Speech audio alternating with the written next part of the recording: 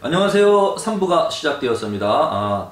2부에서 비경급제가 많아서 강한 사주는 관으로 수호신을 잡으면 좋은데 그 관 역할을 하는 나무 목자의 기운이 없어서 아쉬웠다.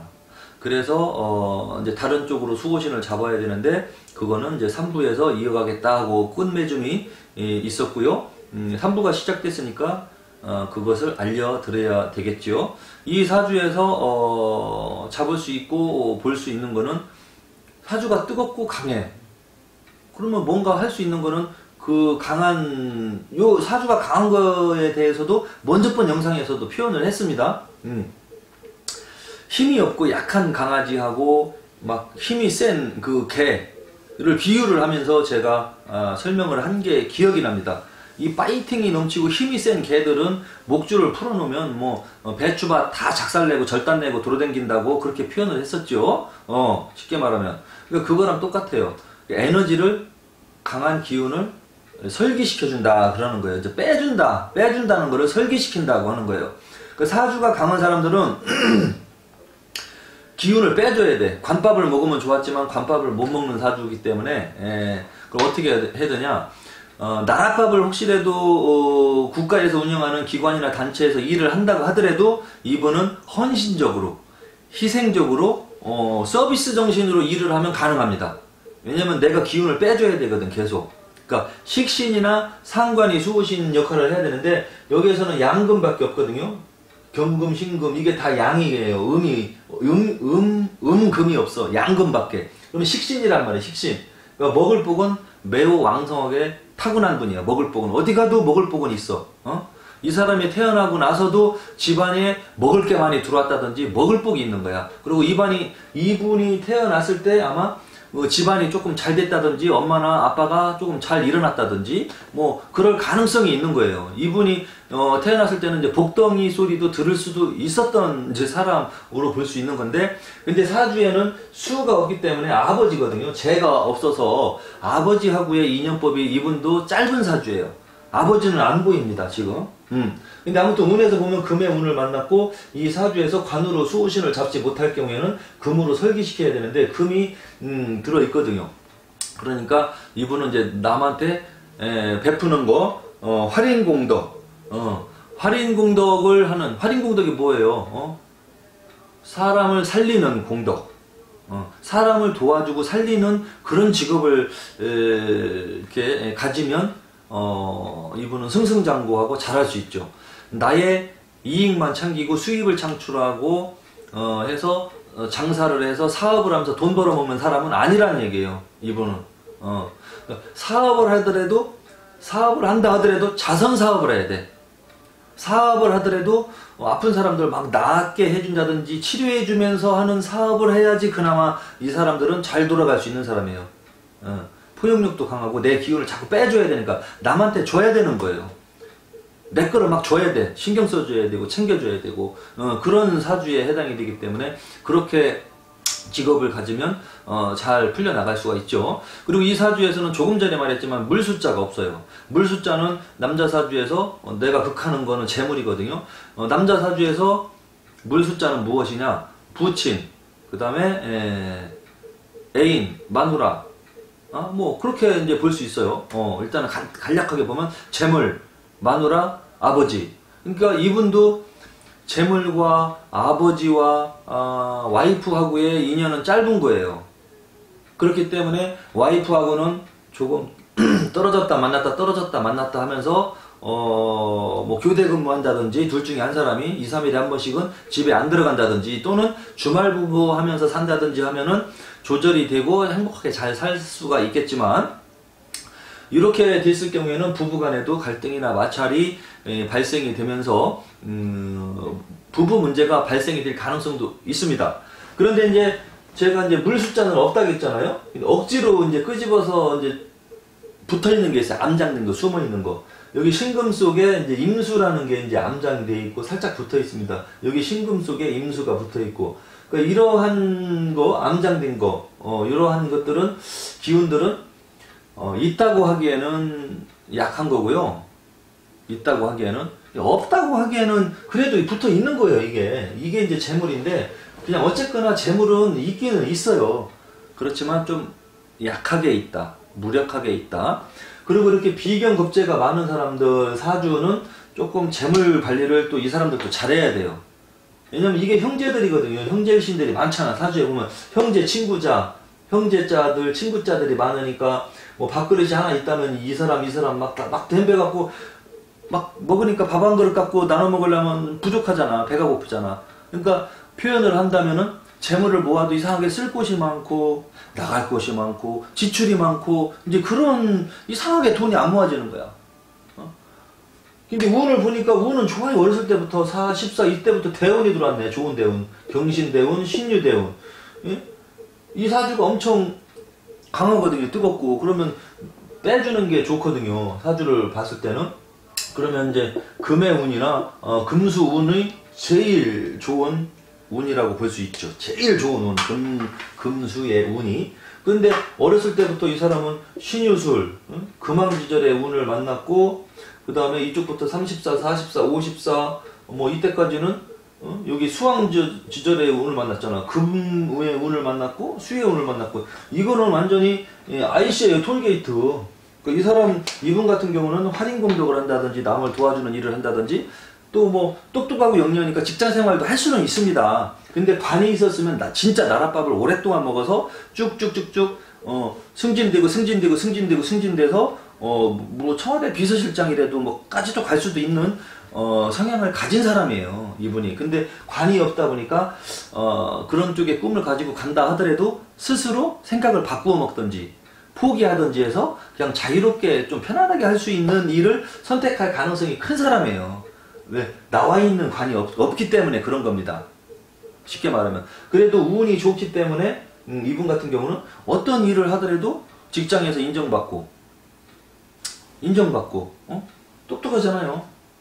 실력과 자질을 인정받게 되고 비신하게 되고 그렇습니다. 그리고 평상시에는 이렇게 무술 개강살이 있는 이 남자들이 식신상관의 수호신을 가지면 말도 잘하시고 리더십도 좋고 글도 잘 쓰고 어렸을 때부터 문장 실력이 좋아서 아마 학교 다닐 때 상장 좀 많이 받았을 것으로 추정이 됩니다. 어렸을 때부터 상장 같은 거 많이 받고 그래가지고 아마 부모님을 즐겁게 해준 사람이 아닐까 그런 생각이 들고요. 뭐 그림을 잘 그린다든지 뭐 독후감 발표를 잘한다든지 뭐 또 웅변을 같은 걸 하면 웅변도 좀 잘한다든지 뭐 다른 애들에 비해서 뭔가 하는 재주가 빛이 나서 뭐 상장도 받을 수 있고 뭔가 조금 특출나게 콩나물로 말하면 여러 가지 콩나물이 있는데 이 사람이 대가리가 조금 일찍 나와서 뽑히는 거죠. 그런 역할. 비슷한 또래에서는 조금 특출나게 보이는 운도 좋잖아요. 그러니까 이분 같은 경우는 조금 이제 쉽게 운이 따라주니까 잘 풀려나가게 되는 인생을 이제 살게 됩니다. 여기 24세 대운까지 아주 좋아요. 이거는 25년 대운이니까 24, 25, 26, 27, 28까지 아주 좋죠. 그런데 여기 29세부터는 조금은 약해지죠. 신유술 해서 이게 금왕지절이긴 하지만 하나씩 분리를 해서 따져보면은 술토의 대운이니까 토가 많은데 이 토가 또 들어오면은 사실은 좋지는 않아요. 그러나 방합으로 여기 신금하고 만나서 뭐 신유술 해서 돌려줄 수는 있기 때문에 그럭저럭은 돌아가지만 그래도 29세, 28세 전의 운보다는 29세부터 조금 스트레스 받는 일들이 생기는 거예요. 29, 30, 31, 32 요때쯤에는 그동안에 느껴보지 못했던 조금 이제 스트레스나 뭐 그러한 것들이 작용을 하게 될 것으로 추정이 지금 되고 있고요. 그리고 이분 같은 경우 사주에 지금 다른 건 다 있는데 뭐 화도 있다고 봐야 되고 토도 있고 금도 있지만 수, 목이 없다겠습니다. 근데 이 수는 이 사람한테 재물이라겠어요. 재물. 그 다음에 부친. 그 다음에 처. 결혼 전에는 애인이죠. 애인. 여자. 그러니까 여자 운하고 와이프 운이 약하기 때문에 이분이 뭐 여자나 와이프를 조금 뭐 멀리할 수도 있고 또 좋아한다면 자주 보지 못하게 된다든지 상황이 뭐 그럴 수도 있고 아니면은 뭐 애인이나 와이프를 엄청 좋아하지만 좀 서로 약간 충돌이 일어나서 조금 자꾸 이렇게 갈등이 생기고 스파크가 생길 수도 있는 가능성이 있고, 그래서 제일 좋은 거는 서로 바쁘게 일하면서 떨어져 있는 시간이 많고 잠깐씩만 보고 이렇게 만난다든지 하면은 좋은 관계로 아주 이제 오랫동안 그게 이어져서 갈 수 있는 방법이에요. 이런 사주들은. 근데 아무튼 이 사주팔자를 봤을 때 딱 눈에 보이는 거는 안 보여요. 그 기운이, 물 숫자의 기운이 안 보이는데 이것이 조금은 신경이 쓰이고 좀 문제거리가 될 소지가 있다. 부부, 돈. 뭐 아버지랑은 뭐 어느 정도 크면 다 떨어지죠. 남자들이야. 뭐 커서도 뭐 아빠 하고 붙어 있는 사람은 어차피 없으니까. 근데 아버지하고도 조금 가끔 볼 수가 있게 되고 뭐 잘 못 봤다든지 뭐 그런 가능성을 이렇게 추론해 볼 수 있기 때문에 그거는 뭐 큰 문제거리는 아닙니다. 남자들 같은 경우는. 근데 이제 남자 사주에서는 제일 중요한 게 이제 물질만능 시대, 자본주의 시대, 남자의 능력을 상징하는 거는 재산이거든요. 재물. 돈 많은 남자가 인정받거든요. 뭐 출세한다는 것도 출세를 해야 월급이 많이 나오니까 출세하려고 하는 거죠. 그리고 또 뭐 출세하지 못할 것 같으면 장사로 돈 벌으려고 하는 게 돈 벌으려고 하는 거죠. 돈 많이 벌어야 그래도 쓸 거 쓰고 인정받고 뭐 자기의 행복을 추구하면서 살기 때문에. 그러니까 제일 중요한 게 남자한테는 돈과 여자. 남자 사주에서 돈과 여자를 떼고 이야기를 할 수가 없죠. 돈과 여자는 뗄래야 뗄 수가 없습니다. 진짜 여자와 돈을 완전히 뗀다 하면은 그거는 이제 종교인 사주예요. 그냥 다 버리고 산속으로 가버리는 거예요. 그냥 질렸다. 돈이고 여자고 나는 다 필요 없다. 여자가 있으면 무엇이냐? 거추장스러운 존재지. 응? 돈은 벌면 뭐하냐? 어차피 죽을 때 아무것도 가지고 못 가지고 가는 거. 그냥 살았을 때 그냥 밥이나 먹고 살다가 건강하게 살다가 가면 되지. 그것을 무엇으로 무엇하러 가지고 가지 못할 건데 악착같이 변호사 사서 고소하고 고소장 써서 그걸 뺏어가려고 하고 그걸 갖다가 원수를 지고 평생 씻지 못할 기억을 남게 하고 남의 돈을 뺏어가지고 말이야 노력한 것도 없이 편하게 먹고 살려고 하는 아주 탐욕스러운 마음을 가지면 얼마나 안 좋겠습니까? 건강도 안 좋고 평생 자기가 생각할 때도 미안한 생각이 들 것이고 양심에 찔리니까. 그리고 열심히 일하지 않으면서 잘 살려고 노력하는 마음. 열심히 일 안 하고 잘 사는 사람이 있습니까? 없습니다. 잘 살고 싶으면 열심히 일하라는 거야. 인생을 걸어라. 죽기 살기로 열심히 일해라. 그러면 잘 살 수 있습니다. 분명히. 그러니까 이분 같은 경우가 수기가 약하기 때문에 사업으로 장사로 해서 돈을 막 쫓아가면은 안 되는 분이에요. 그러니까 똑똑하고 야무지고 리더십이 아주 강하기 때문에 그렇게 만들어 놓고 돈이 와서 이렇게 붙어주게 꼬박꼬박 들어오게 하면은 매우 순조롭죠. 아마 그렇게 살았을 가능성이 큽니다. 저는 이분이 어떤 직업인지 무슨 일을 한 사람인지 전혀 알 수가 없고요. 그냥 이 사주팔자만, 이 사주 생년월일 이름만 받은 거예요. 이것만 받고 제가 막 그냥 어쩌고 저쩌고 지금 막 그냥 이야기하고 있는 거지 뭐 이 사람에 대해서 아는 게 없어요. 이거 이제 사주 보고 나서는 뭐 이제 좀 뭐 궁금한 게 온다든지 뭐 조금 맞았네 뭐 어쨌네 뭐 그런 이제 문자가 이제 오기는 합니다.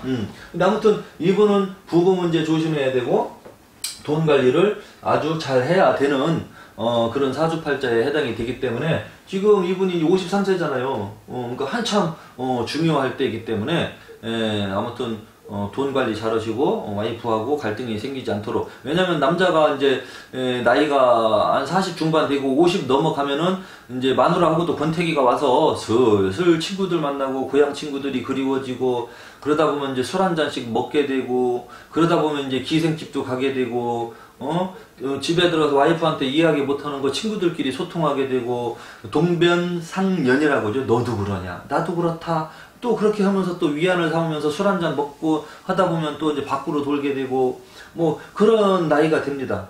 맨날 보는 와이프 조금 이제 가끔 안 봐도 되고 옛날에는 꼬박꼬박 집에 들어가려고 했는데 요즘에는 이런 나이대가 되면 건수 만들어서 밖에서 자고 가려고 하고 집에 있는 마누라도 이 남편이 안 들어오길 바래. 아, 오늘이랑 내일은 안 들어왔으면 좋겠다. 아, 밥 차려주기 귀찮아.